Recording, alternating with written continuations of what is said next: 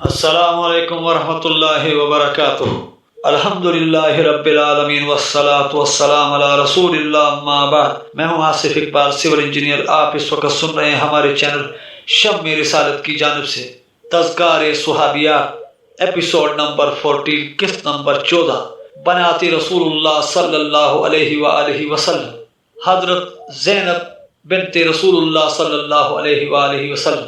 زینب رضی اللہ تعالی عنہا نام تھا۔ رحمت عالم صلی اللہ علیہ وسلم کی سب سے بڑی صاحبزادی تھی۔ والدہ حضرت خدیجہ الکبریٰ رضی اللہ تعالی عنہا تھی۔ حضرت زینب بعثت نبی صلی اللہ علیہ وسلم سے 10 برس پہلے مکہ معظمہ میں پیدا ہوئی۔ حضور علیہ السلام کی عمر اس وقت 30 برس کی تھی۔ حضرت زینب رضی اللہ تعالی عنہ کی شادی کم سنی میں بعثت نبی سے قبل ان کے خالہ زاد بھائی ابو العاص رضی اللہ تعالی عنہ سے لقیت بن ربیع سے ہو گئی۔ جب رسول کریم صلی اللہ علیہ وسلم منصب رسالت پر فائز ہوئے تو حضرت زینب رضی اللہ تعالی عنہ فوراً ایمان لے آئیں۔ بعثت نبی کے بعد کفار مکہ نے سرور کائنات صلی اللہ علیہ وسلم اور دعوت حق پر لبیک کہنے والوں پر بے پناہ مظالم ڈھانے شروع کر دیے۔ رسول کریم صلی اللہ علیہ وسلم کی 2 صاحبزادیاں حضرت رقیہ اور حضرت ام کلثوم رضی اللہ تعالی عنہ اجمعین ابو لہب کے 2 بیٹوں کے نکاح میں تھیں، تاہم رخصتی نہیں ہوئی تھی۔ ان دونوں نے اپنے باپ کے کہنے پر دونوں صاحبزادیوں کو طلاق دے دی۔ ابو العاص کو بھی کفار نے بہت اکسایا کہ وہ حضرت زینب رضی اللہ تعالیٰ عنہ کو طلاق دے دیں، لیکن انہوں نے صاف انکار کر دیا اور حضرت زینب رضی اللہ تعالیٰ عنہ سے نہایت اچھا سلوک کرتے رہے۔ رسول کریم صلی اللہ علیہ وسلم نے ابو العاص رضی اللہ تعالیٰ عنہ کے اس طرز عمل کی ہمیشہ تعریف کی۔ باوجود اتنی شرافت اور نیک نفسی کے ابو العاص رضی اللہ تعالیٰ نے اپنا آبائی مذہب ترک نہ کیا، حتیٰ کہ رسول کریم صلی اللہ علیہ وسلم ہجرت کر کے مدینہ تشریف لے گئے۔ حضرت زینب رضی اللہ تعالی عنہ ان دنوں اپنے سسرال میں تھیں۔ رمضان المبارک کے 2 ہجری میں حق اور باطل کے درمیان پہلا معرکہ بدر کے میدان میں ہوا۔ اس میں حق غالب رہا اور قریش مکہ کے بہت سے آدمی مسلمانوں کے ہاتھ گرفتار ہو گئے۔ ان میں حضرت ابو العاص رضی اللہ تعالی عنہ بھی تھے۔ انہیں ایک انصاری حضرت عبداللہ بن جبیر رضی اللہ تعالیٰ عنہ نے اسیر کیا۔ اہل مکہ نے جب یہ خبر سنی تو قیدیوں کے قرابت داروں نے رسول کریم صلی اللہ علیہ وسلم کی خدمت میں اپنے عزیزوں کی رہائی کے لیے زر فدیہ بھیجا۔ حضرت زینب رضی اللہ تعالیٰ عنہ نے بھی مکہ سے اپنے دیور عمرو بن ربیع کے ہاتھ یمنی عقیق کا ایک ہار اپنے شوہر کی رہائی کے لیے بھیجا۔ یہ ہار حضرت زینب رضی اللہ تعالیٰ عنہ کو ان کی والدہ حضرت خدیجہ الکبریٰ رضی اللہ تعالیٰ عنہ نے شادی کے وقت جہیز میں دیا تھا۔ جب سرور کائنات صلی اللہ علیہ وسلم کی خدمت میں یہ ہار پیش کیا گیا تو حضور علیہ السلام کو حضرت خدیجہ الکبریٰ رضی اللہ تعالیٰ عنہ یاد آ گئی اور آپ صلی اللہ علیہ وسلم آپ دیدہ ہو گئے۔ حضور نے صحابہ کرام رضی اللہ تعالیٰ عنہ مجمعین سے مخاطب ہو کر فرمایا، اگر مناسب سمجھو تو یہ ہار زینب رضی اللہ تعالیٰ عنہ کو واپس بھیج دو، یہ اس کی ماں کی نشانی ہے۔ ابو العاص رضی اللہ تعالیٰ عنہ کا فدیہ صرف یہ ہے کہ وہ مکہ جا کر حضرت زینب رضی اللہ تعالیٰ عنہ کو فوراً مدینہ بھیج دیں۔ تمام صحابہ کرام رضی اللہ تعالیٰ اجمعین نے ارشاد نبی صلی اللہ علیہ وسلم کے سامنے سر تسلیم خم کر دیا۔ حضرت ابو العاص نے بھی یہ شرط قبول کر لی اور رہا ہو کر مکہ پہنچے۔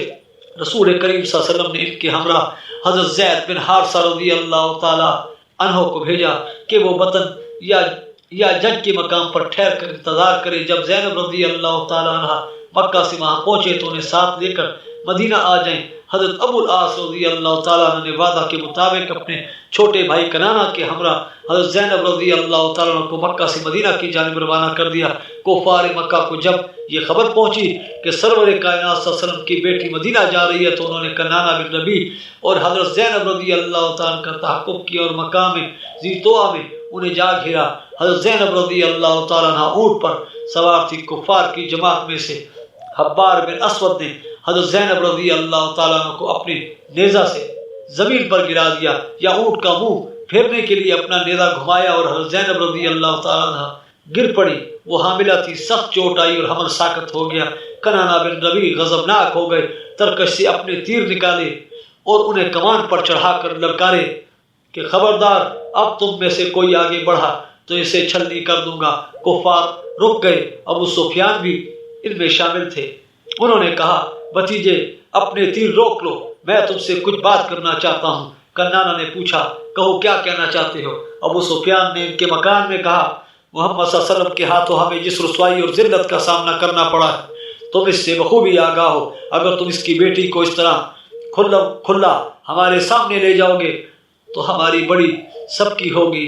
بہتر یہ ہے کہ تم اس وقت زینب رضی اللہ تعالیٰ عنہ کے ہمراہ مکہ واپس لوٹ چلو اور پھر کسی وقت خفیہ طور پر زینب رضی اللہ تعالیٰ عنہ کو لے جانا۔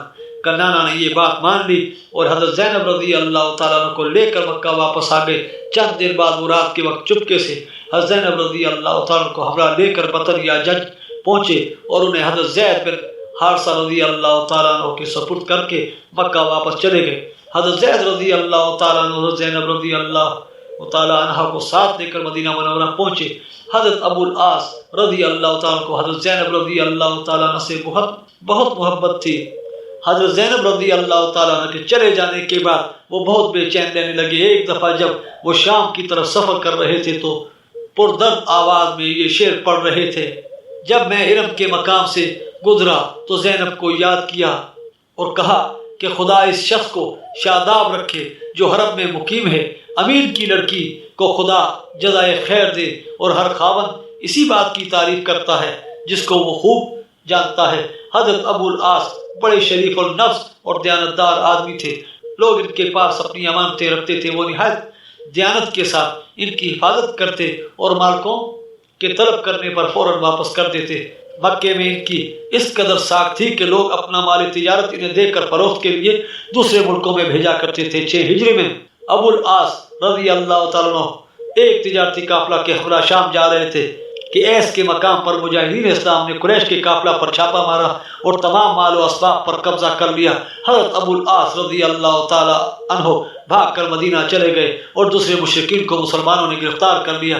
ابو العاص رضی اللہ تعالیٰ عنہ نے مدینہ پہنچ کر حضرت زینب رضی اللہ تعالیٰ عنہ کی پناہ لی۔ انہوں نے رسول کریم صلی اللہ علیہ وسلم سے سفارش کی کہ ابو العاص رضی اللہ تعالیٰ عنہ کا مال انہیں واپس کر دیا جائے، چونکہ ابو العاص رضی اللہ تعالیٰ عنہ نے مکہ میں حضرت زینب رضی اللہ تعالیٰ عنہ کے ساتھ اچھا سلوک کیا تھا، اس لیے حضور علیہ الصلوۃ والسلام ان کا لحاظ کرتے تھے۔ صحابہ اکرام رضی اللہ تعالیٰ عنہ اجمعین سے فرمایا، اگر تم ابو العاص رضی اللہ تعالیٰ عنہ کا مال واپس کر دو گے تو میں ممنون احسان مند ہوں گا۔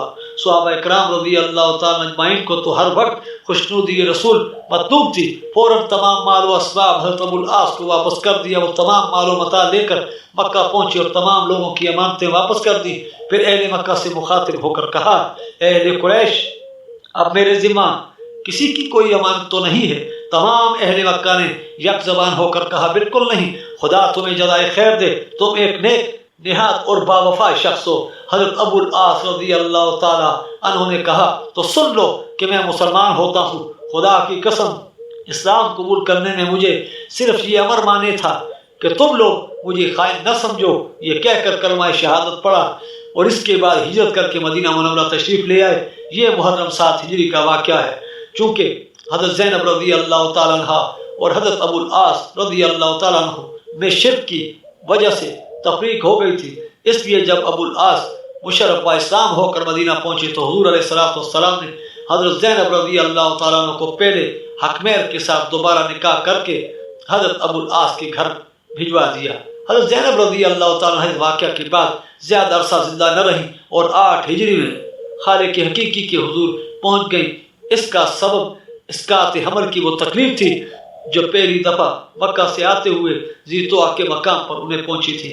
حضرت ام ایمن، حضرت سودا اور حضرت ام سلمہ رضی اللہ تعالیٰ اجمعین نے رسول کریم صلی اللہ علیہ وسلم کی ہدایت کے مطابق میت کو غسل دیا۔